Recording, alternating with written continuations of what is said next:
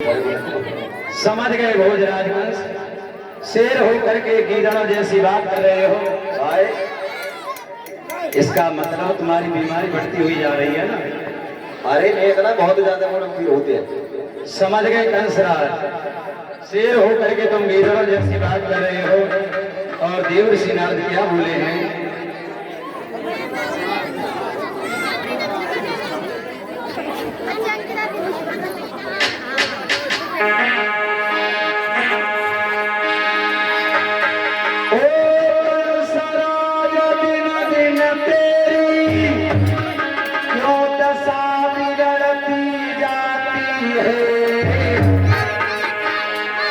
जिन्हें बसंत का खिलने का परिकली से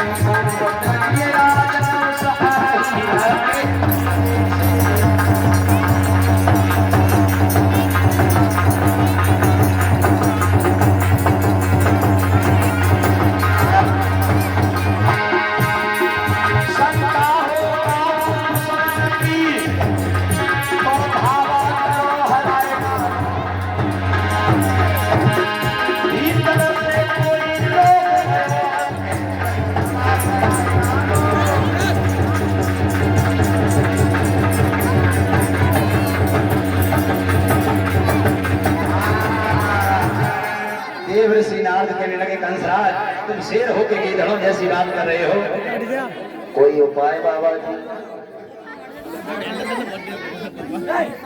याद रखना।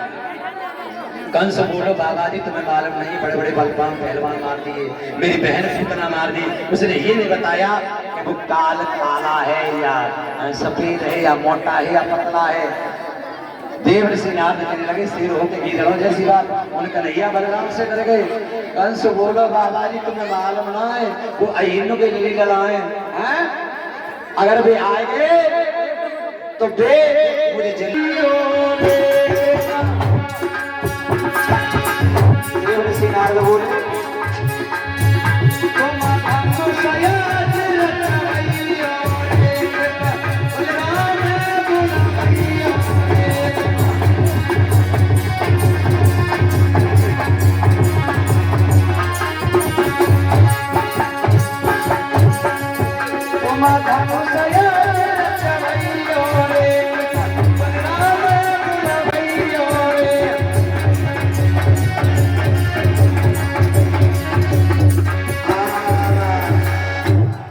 देवर्षि नारद कहने लगे कंसराज तुम अपने यहाँ धनुष से यज्ञ रचाओ और एक पत्र लिखो।